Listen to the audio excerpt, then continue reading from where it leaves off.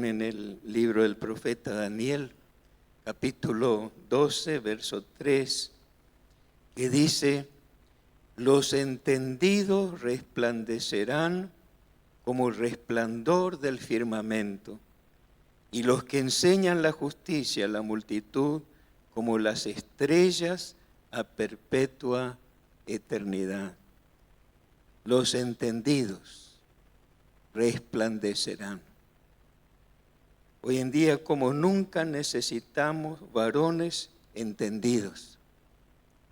Un varón entendido es alguien que capta la información y la aplicación. Alguien que tiene un concepto claro sobre un tema. Jesús mismo se aseguraba en sus discípulos para que sus discípulos sean entendidos. Porque después de hablarle en parábolas acerca del reino de Dios, les preguntó: ¿habéis entendido estas cosas? Y ellos respondieron: sí, Señor. Y él le dijo: por eso todo escriba docto o entendido, la palabra docto, la Biblia también se traduce como entendido, en el reino de los cielos, es semejante a un padre de familia que saca de sus tesoros cosas nuevas y cosas viejas. Por eso Felipe, cuando se acercó al carro del funcionario de Etiopía que estaba leyendo el libro del profeta Isaías, se acercó y le preguntó: ¿pero entiendes lo que lees? ¿Entiendes? Porque es fundamental entender lo que Dios nos está diciendo. Cada vez que abrimos la Biblia, entendemos la palabra. Jesucristo respondió a la pregunta: cuando alguno oye la palabra del reino y no la entiende, ¿qué pasa? Viene el malo y arrebata lo que fue sembrado en su corazón. Este es el que fue sembrado junto al camino. Se perdió la palabra. ¿Por qué? Porque no la entendió. Viene el malo, viene el diablo y la roba la palabra.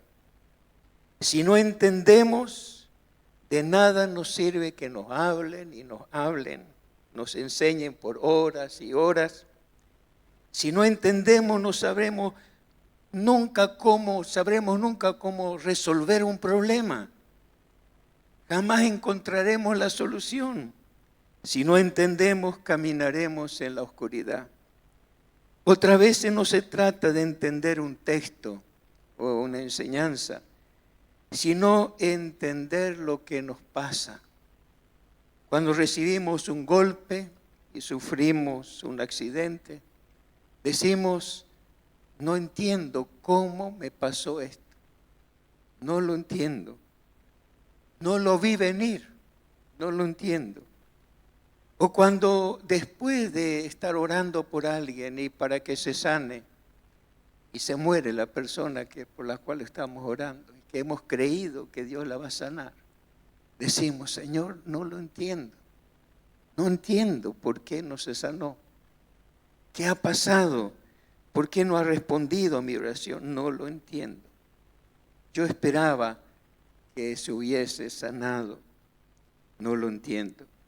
Por eso necesitamos ser varones entendidos para poder resolver problemas, para hacer planes, proyectos, para trabajar en equipo, para hacer crecer a la iglesia, para bendecir a nuestra organización, nuestra denominación, nuestra asociación. Pero tenemos que ser entendidos, al menos quería mencionar en 3 áreas en esta noche. Debemos ser varones entendidos en primer lugar en los tiempos.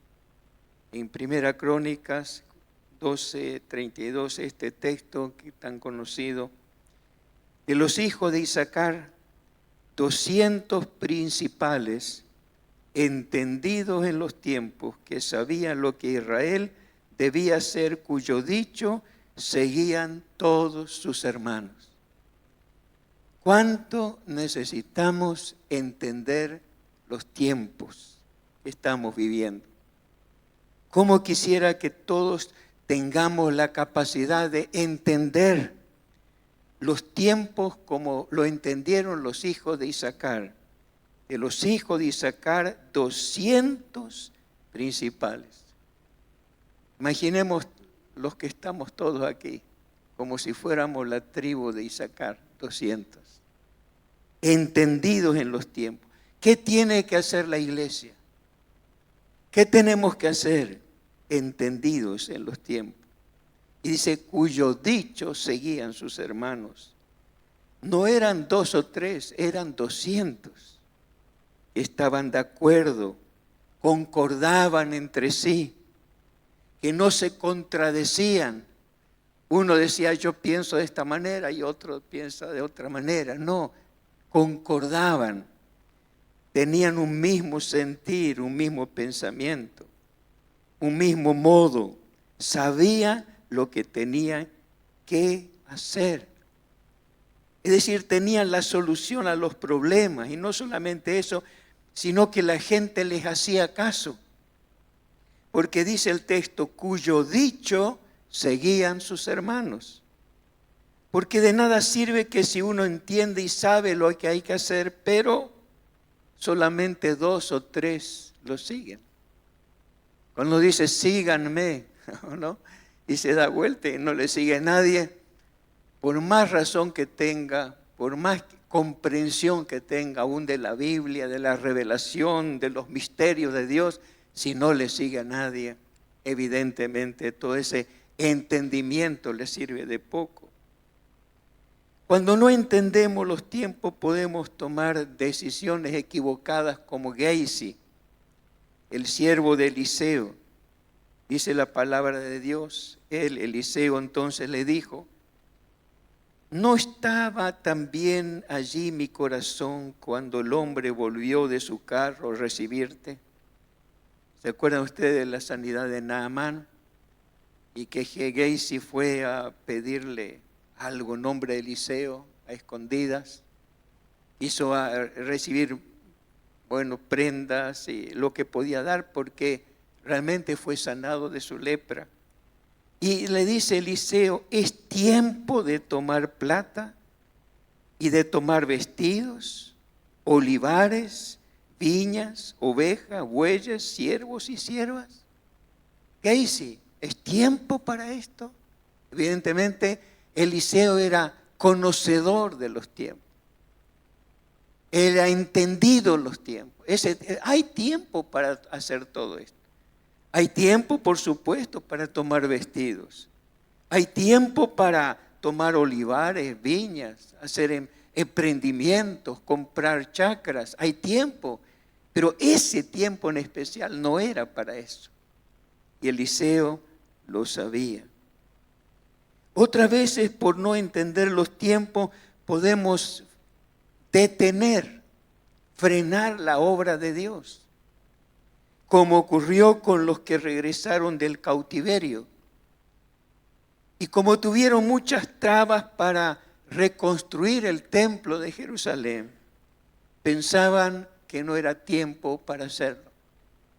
No, porque se me opusieron, no me dieron permiso, hay prohibiciones para hacer, las leyes no nos dejan construir el templo. No es el tiempo, no es el tiempo. No ha llegado todavía el tiempo para construir. Lo vamos a hacer más adelante, dijeron ellos. Entonces vino palabra de Jehová por medio del profeta Ageo diciendo, es para vosotros tiempo, para vosotros de habitar en casas artesonadas y esta casa está desierta. ¿Cómo es posible que haya tiempo que ustedes hagan sus propias casas y no piensen en construir mi casa, dice Dios? Hay tiempo para ustedes, pero no hay tiempo para Dios. Es una contradicción. Es el tiempo, decía Ageo. Cuando no entendemos los tiempos, incluso podemos presionar a otros para que hagan algo bueno. pero fuera de tiempo. Lo que estoy pidiendo es algo bueno, pero ¿es el tiempo? Cuando los hermanos de Jesús, que no creían en Él, le decían que debía darse a conocer, cualquiera que quiere ser conocido tiene que presentarse, tiene que estar. Entonces Jesús le dijo a ellos: mi tiempo aún no ha llegado, mas vuestro tiempo siempre está presto. Lo mismo hizo con María, su madre, cuando vino allí. Jesús le respondió: ¿qué tienes conmigo, mujer? ¿Se acuerdan de la boda de Caná de Galilea? Hijo, no tienen vino. ¿Qué tienes conmigo, mujer? No ha llegado mi hora. Ella quería que su hijo ya se manifieste. Él de todas maneras hace el milagro, pero le aclara bien que no ha sido todavía el tiempo. Cuando no entendemos los tiempos, podemos caer en lo que se llama anacronismo y hacer y decir cosas fuera de tiempo. Anacronismo es estar fuera de época, no solamente por lo anticuado o lo obsoleto. Por ejemplo, cuando usamos palabras antiguas, es un anacronismo. Por ejemplo, esa ropa te queda chic. No sé si algunos usan ese término todavía. Y alguno queda mirando, ¿qué quiere decir chic? Es un anacronismo, nadie lo entiende porque es de hace 50 años atrás. Qué bien que te queda. El anacronismo tecnológico es, por ejemplo, seguir hablando de cassette. ¿Trajiste el cassette para la reunión? ¿O el DVD? Bueno, no, es un anacronismo porque ya no. ¿Quién usa un DVD hoy? ¿Quién usa un cassette? O una cinta de grabar, o de video. Así hay muchas cosas que son que es contra, crónicos o cronos, contra el cronos, contra el tiempo, anacronismo.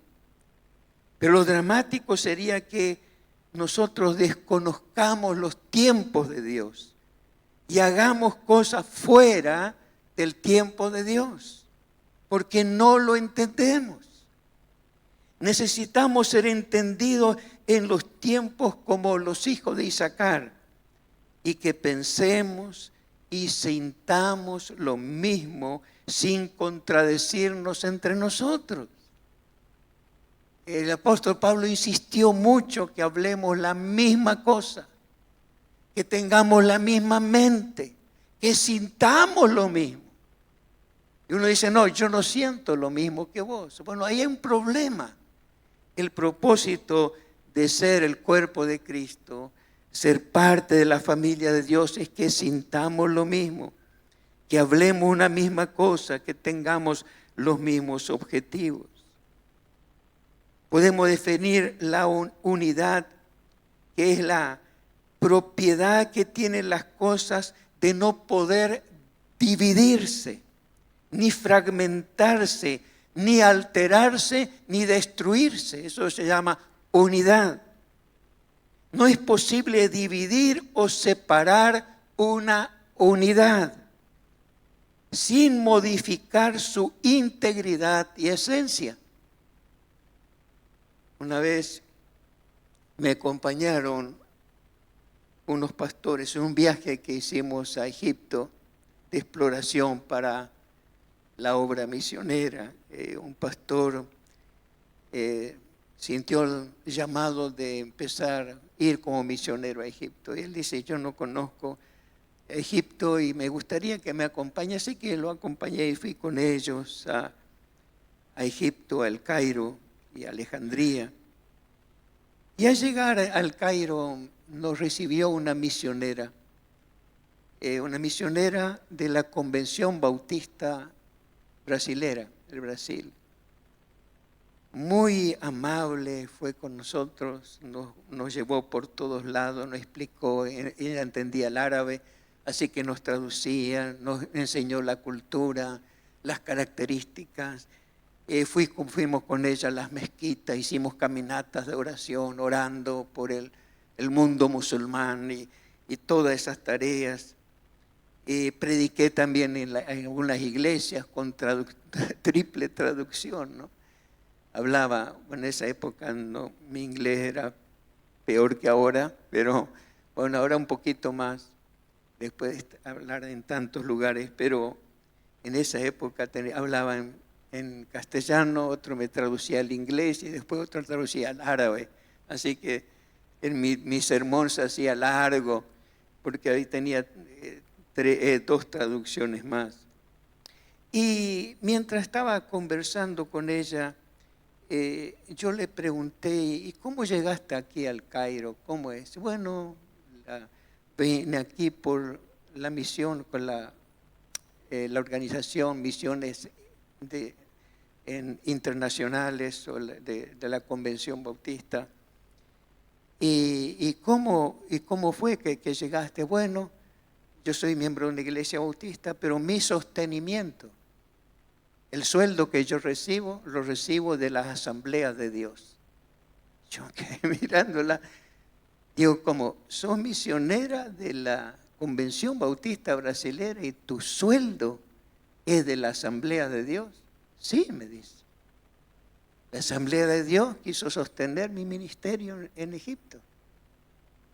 Y yo me quedé asombrado porque yo dije, bueno, los bautistas realmente somos un poco exclusivistas. Y decimos, bueno, si estamos nosotros, no, otras denominaciones no entran. Tiene que ser bautista, tiene que tener raíces bautistas y todo. Pero que una iglesia pentecostal, una iglesia de la Asamblea de Dios, apoye económicamente, para mí ya fue algo extraordinario. Habla de la unidad del cuerpo de Cristo.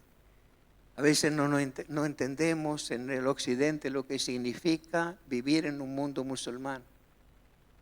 Alguien dijo, es como una gota en un océano el grupo de cristianos.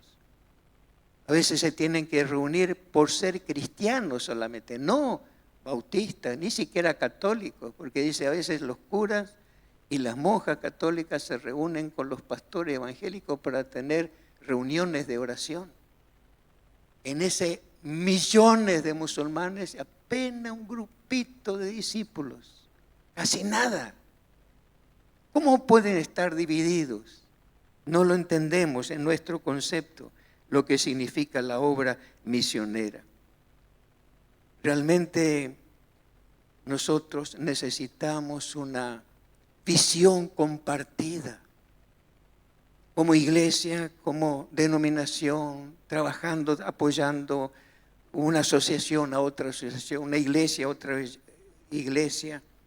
Decía Peter Senge, dice así, una visión compartida no es una idea, es una fuerza en el corazón de la gente, una fuerza de impresionante poder. Puede estar inspirada por una idea, pero si es tan convincente como para lograr el respaldo de más de una persona, cesa de ser una abstracción. Es palpable. La gente comienza a verla como si existiera. Pocas fuerzas humanas son tan poderosas como una visión compartida.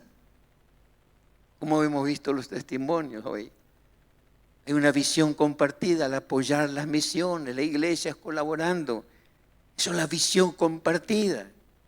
Jesucristo refirió a la visión compartida cuando dijo, otra vez os digo que si 2 de vosotros se ponen de acuerdo. Alguien decía, donde hay 2 bautistas hay 3 opiniones. Pero aquí Jesús dijo, si 2 se ponen de acuerdo, cualquier cosa que pidan, cualquier cosa, sí, cualquier cosa que pidan les será hecho. Si 2, o también dice, porque donde 2 o 3 estén congregados a mi nombre, así estoy yo en medio de ellos. Cuando uno se pone realmente de acuerdo con otro en algo, cuando tiene el mismo sentir, cuando la unidad se convierte en unanimidad, lo imposible se hace posible. Porque Jesús dijo, cualquiera cosa que pidieren les será hecho por mi Padre que está en los cielos. No cabe duda que los 200 hijos de Isaacar tenían una visión compartida. Y le seguían los hermanos. La haga, tenga esta visión compartida, puedan unirse, trabajar juntos con una misma mente, mismo propósito, un mismo sentir, orando unos por otros, ayudándose. Hermanos, serán imparables por el poder del Señor. Pero también tenemos que ser varones entendidos, no solamente entender los tiempos, sino también lo que significa el trabajo en equipo. Hay un cuento que ilustra perfectamente este punto. Y quiero leerles este pequeño cuento. En un pequeño pueblo existía una diminuta carpintería, famosa por los muebles que allí se fabricaban. Cierto día las herramientas decidieron reunirse en asamblea para dirimir sus diferencias. Cuando una vez estuvieron todas reunidas, el martillo, en su calidad de presidente, tomó la palabra. Queridos compañeros, ya estamos constituidos en asamblea. ¿Cuál es el problema? Tienes que dimitir, tienes que renunciar, exclamaron muchas voces. ¿Pero cuál es la razón?, inquirió el martillo. Hace demasiado ruido, se oyó en el fondo de la sala, al tiempo que las demás afirmaban con sus gestos. Además, agregó otra herramienta, te pasas el día golpeando todo. El martillo se sintió triste y frustrado. Está bien, me iré si eso es lo que quieren. ¿Quién se propone como presidente? Yo, se autoproclamó el tornillo. Nada de eso, gritaron varias herramientas. Solo sirves y das vueltas y vueltas y eso nos retrasa todo. Seré yo, exclamó la lija. Jamás, protestó la mayoría. Eres muy áspera y siempre tienes fricciones con los demás. Yo seré el próximo presidente, anunció el metro. De ninguna manera te pasas el día midiendo a los demás como si tus medidas fueran las únicas válidas, dijo la pequeña herramienta. En esa discusión estaban enfrascados cuando entró el carpintero y se puso a trabajar. Utilizó todas y cada una de las herramientas en el momento oportuno. Después de una hora de trabajo, los trozos de madera apilados en el suelo fueron convertidos en un precioso mueble listo para entregar al cliente. El carpintero se levantó, observó el mueble y sonrió al ver lo bien que había quedado. Se quitó el delantal de trabajo y salió de la carpintería. De inmediato la asamblea volvió a reunirse y el alicate tomó la palabra. Queridos compañeros, es evidente que todos tenemos defectos, pero acabamos de ver que nuestras cualidades hacen posible que se puedan hacer muebles tan maravillosos como este. Las herramientas se miraron unas a otras sin decir nada y el alicate continuó. Son nuestras cualidades y no nuestros defectos las que nos hacen valiosas. El martillo es fuerte y eso nos hace unir muchas piezas. El tornillo también une y da fuerzas allí donde actúa el martillo. No actúa el martillo. La lija lima aquello que es áspero y pule la superficie. El metro es preciso y exacto, nos permite no equivocar las medidas que nos han encargado. Y así podría continuar con cada uno de ustedes. Después de aquellas palabras, todas las herramientas se dieron cuenta que solo el trabajo en equipo les hacía realmente útiles y que debían fijarse en las virtudes de cada una para conseguir el éxito. Hermosa parábola de lo que significa trabajar en equipo. En este cuento podemos notar que cada herramienta al principio pensaba solamente en sí misma y no en el valor que tenían las demás. Había problemas, desacuerdos, discusiones, peleas, pero cuando vino el carpintero y utilizó cada herramienta para un momento y un propósito definido, se dieron cuenta del valor que cada uno tenía. Y así podríamos decir que nosotros mismos, que todo cobra sentido cuando entra el carpintero, que es Jesús, y nos usa cada uno de nosotros con nuestros diferentes dones. Entendemos y descubrimos que nos necesitamos los unos a los otros. Y aquí se repite la analogía sobre el cuerpo humano que el apóstol Pablo nos dio en 1 Corintios 12. Mas ahora Dios ha colocado a los miembros, cada uno de ellos en el cuerpo, como Él quiso. Ni el ojo puede decir a la mano, no te necesito, ni tampoco la cabeza a los pies, no tengo necesidad de vosotros. El apóstol Pablo, escribiendo a los Corintios, dijo: así que téngannos los hombres por servidores de Cristo y administradores de los misterios de Dios. Y también Pedro añadió: cada uno según el don que ha recibido, ministrelo a los otros como buenos administradores de la multiforme gracia de Dios. Dios nos haga a todos un verdadero equipo, el equipo de Dios. Pero en tercer lugar, los varones entendidos. Tenemos que ser varones entendidos en cuanto a nuestra identidad. Si algo entendemos es por medio de la palabra de Dios. Porque en esa palabra encontramos lo mejor para nosotros. Porque la palabra dice: el entendido en la palabra hallará el bien. Eso nos dice Proverbios 16:20. El entendido en la palabra hallará el bien. El nacimiento de Jesucristo marcó el comienzo de nuestra nueva identidad. Dios nos hizo a nosotros para que nosotros lleguemos a ser semejantes a Él. Esta es la máxima expresión de Dios hacia nosotros. Mirad cuál amor nos ha dado el Padre, que seamos llamados hijos de Dios. Así como Jesucristo tomó una identidad humana, tomó nuestra identidad para nacer en Belén, nosotros, al nacer de nuevo por la fe en Él, recibimos la identidad de Jesucristo. ¿Qué significa identidad? La palabra, por supuesto, viene del latín, ¿no?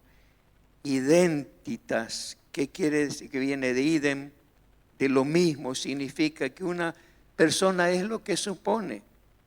Por ejemplo, la cédula de identidad certifica quién soy, que digo lo que soy. Aparece mi nombre, mi fecha de nacimiento, la foto, las huellas dactilares. Y antiguamente la identidad de alguien se corroboraba por la descripción de las características propias, principalmente por su apellido. Es interesante cómo identificaban a las personas. Por ejemplo, dice: cuando Saúl vio a David que salía a encontrarse con el filisteo, es decir, con Goliat, dijo a Abner, su general del ejército: Abner, ¿de quién es hijo este joven? ¿De quién es? Y Abner dijo, no sé de quién es hijo. Estaba enfrentando a Goliat. ¿De quién es?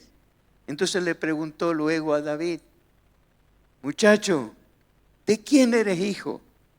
Y David respondió, yo soy hijo de tu siervo Isaí de Belén. No le pidió una cédula o DNI, sino el nombre de su padre. Así se identificaban las personas, por el nombre del Padre. La Biblia también dice, de modo que si alguno está en Cristo, nueva criatura es, las cosas viejas pasaron y todas son hechas nuevas. En Cristo el nombre de nuestros antepasados pasó a su fin y comenzó una nueva genealogía. A partir de Cristo, nuestra nueva identidad comenzó a ser plasmada en nosotros. Y quiero mencionar aquí 24 características de nuestra identidad en Cristo. Allí se encuentra lo que en realidad somos en Cristo. Es interesante notar que la preposición en, tiene dos fuentes en nuestro idioma. Una proviene del latín, que viene de in, en latín, que indica el lugar, el tiempo, el modo, se determina en acciones. Por ejemplo, aquí decimos, nos encontramos en Jardín América, estamos en Misiones, se puede pedir en matrimonio, estar en comisión, poner los pies en la tierra. La otra fuente viene del griego, es decir, el idioma en que fue escrito el Nuevo Testamento. Y aquí el término griego es igual en y significa dentro de. No puedo estar aquí, pero puedo estar dentro de algo. Y estamos en Cristo, justificados mediante la redención. Romanos 8:24, siendo justificados gratuitamente por su gracia, mediante la redención que es en Cristo Jesús. Sin condenación, Romanos 8:1. Ahora pues, ninguna condenación hay para los que están en Cristo Jesús, libres de la ley, del pecado y de la muerte. Romanos 8:2, porque la ley del Espíritu de vida en Cristo Jesús me ha librado de la ley del pecado y de la muerte. Somos santificados en Cristo, llamados a ser santos. 1 Corintios 1:2, a la iglesia de Dios que está en Corinto, a los santificados en Cristo, llamados a ser santos. Con todas las virtudes salvíficas, 1 Corintios 1:30, mas por Él estáis vosotros en Cristo Jesús, el cual nos ha sido hecho por Dios sabiduría, justificación, santificación y redención. Todo eso lo tenemos en Cristo. Seremos vivificados en Cristo. 1 Corintios 15:22. Porque así como en Adán todos mueren, también en Cristo serán todos vivificados. ¿Qué más? Somos una nueva creación. 2 Corintios 5:17. De modo que si alguno está en Cristo, nueva criatura es. Somos la justicia de Dios, 2 Corintios 5:21. Así que no conoció pecado, por nosotros lo hizo pecado, para que nosotros fuésemos hechos justicia de Dios en Él. Nosotros nos convertimos en justicia de Dios en Cristo. Todos somos uno, Gálatas 3:28. Ya no hay judío, no hay griego, no hay esclavo ni libre, no hay varón ni mujer, porque todos sois uno en Cristo Jesús. Somos bendecidos por Dios. Efesios 1:3. Bendito sea el Dios y Padre de nuestro Señor Jesucristo, que nos bendijo con toda bendición espiritual en los lugares celestiales en Cristo. Dios nos bendijo en Cristo. Fuimos escogidos en Cristo, según nos escogió, ¿dónde? En Él. Dentro de Cristo fuimos escogidos desde antes de la fundación del mundo. Quiere decir que Dios estaba pensando en nosotros antes de la creación de todas las cosas y nos escogió en Él. Fuimos adoptados en amor, habiéndonos predestinado, Efesios 1:5, para ser adoptados hijos suyos por medio de Jesucristo, según el puro efecto de su voluntad, para alabanza de la gloria de su gracia, por la cual nos hizo aceptos en el amado, en Cristo. Tenemos redención y perdón de pecados, en quien tenemos redención por su sangre, el perdón de pecados según la riqueza de su gracia. ¿En quién? En Cristo. Tenemos herencia, Efesios 1:11. En Él asimismo tuvimos herencia, habiendo sido predestinados conforme al propósito del que hace todas las cosas según el designio de su voluntad. Fuimos sellados con el Espíritu Santo, donde en Él también vosotros, habiendo oído la palabra de verdad, el evangelio de vuestra salvación, habiendo creído en Él, fuisteis sellados con el Espíritu Santo. ¿Dónde fuimos? En Cristo Jesús. Cuando creímos, tenemos el sello del Espíritu Santo. Fuimos elevados y sentados juntamente con Cristo. Y juntamente con Él nos resucitó. No dice nos va a resucitar, sino ya nos resucitó. Y asimismo nos hizo sentar en los lugares celestiales juntamente con Cristo. En Él todo.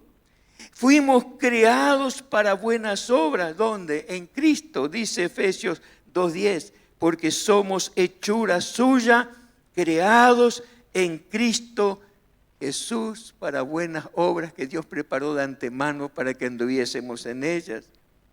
¿Qué más? Fuimos colocados cerca de Dios. Pero ahora en Cristo Jesús, vosotros que en otro tiempo estabais lejos, habéis sido hechos cercanos por la sangre de Cristo. ¿Qué más? Compartimos la misma promesa. Efesios 3:6.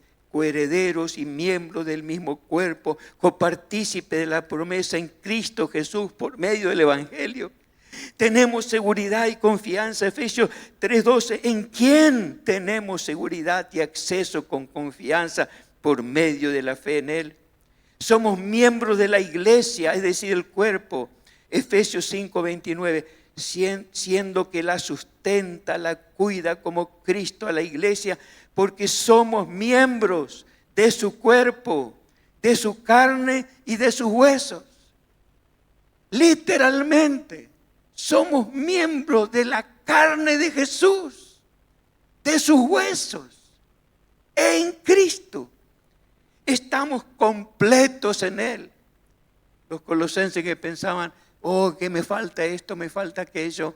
Pablo le escribe, y vosotros estáis completos en Él, que Él es la cabeza de todo principado y potestad. Nada nos falta, lo tenemos todo porque estamos en Cristo Jesús. Algo tremendo. Estamos completos en Él y fuimos también liberados. Es realmente de la naturaleza pecaminosa. Colosenses dice 2:11, en Él también fuiste circuncidado con circuncisión no hecha a mano, para echar de vosotros el cuerpo pecaminoso carnal en la circuncisión de Cristo. Y en último lugar, tenemos una salvación con gloria eterna. 2 Timoteo 2:10, por tanto, todo lo soporto por amor de los escogidos, para que ellos también obtengan la salvación que es en Cristo Jesús con gloria eterna. ¡Qué identidad hermosa! Esta es nuestra identidad, porque es lo que somos en Cristo Jesús. Sin Él no somos nada, con Él lo somos todo. Y si entendemos esto, entendemos todo lo que nos pertenece. ¿Qué te pertenece, hermano? ¿Qué es tuyo? Así que Pablo responde a esta pregunta, porque a veces decimos, yo no tengo esto, me falta esto, aquello. Y Pablo dice, escribiendo a los Corintios, así que ninguno se gloríe en los hombres, porque todo es vuestro, todo. Sea Pablo, sea Apolos, sea Cefas, ¿qué más? Sea el mundo, como el mundo también, sí, el mundo. Sea la vida, sea la muerte, sea lo presente, sea lo porvenir, todo es vuestro y vosotros de Cristo y Cristo de Dios. Todo es vuestro, todo es nuestro. Nuestra fe se agiganta. Cuando oramos ya no oramos de una manera tan pusilánime o tan débil. Todo es nuestro. Nuestras oraciones se vuelven poderosas. Nuestra fe se agiganta porque tenemos esta identidad en Cristo. Por eso ningún varón debería sentirse inferior. Ninguno debería sentirse disminuido o incompleto si entiende esto. Todo lo contrario. Porque si uno entiende que estas cosas, el rostro se nos ilumina. Y si somos entendidos, vamos a resplandecer. Los entendidos resplandecerán como el resplandor del firmamento.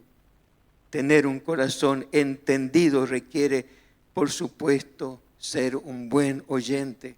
En hebreo original, para el entendimiento que pidió Salomón, significa que en realidad es la realidad de oír y de escuchar. Un corazón entendido es un corazón que sabe escuchar.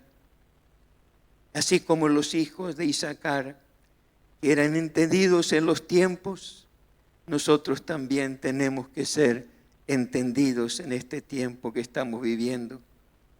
No solamente nuestra iglesia local.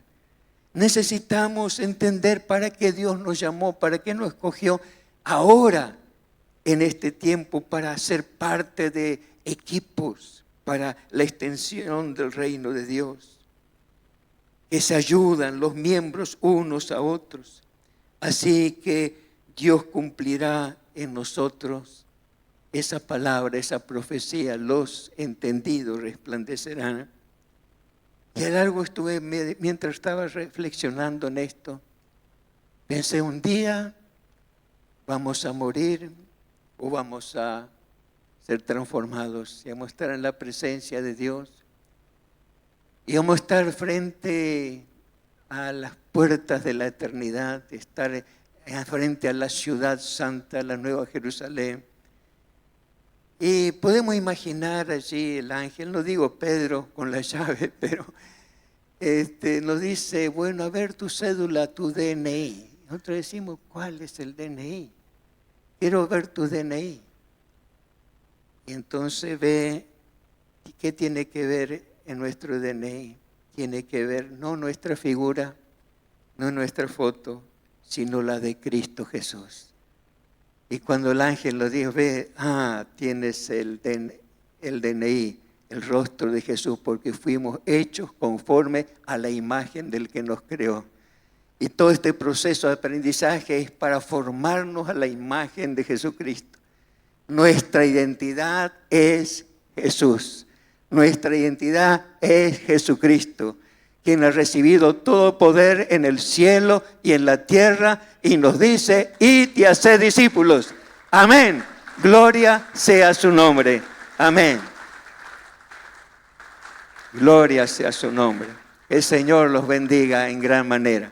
Vamos a ponernos de pie y vamos a agradecer al Señor por todo lo que nos ha dado hasta el día de hoy. Señor, tanta gratitud.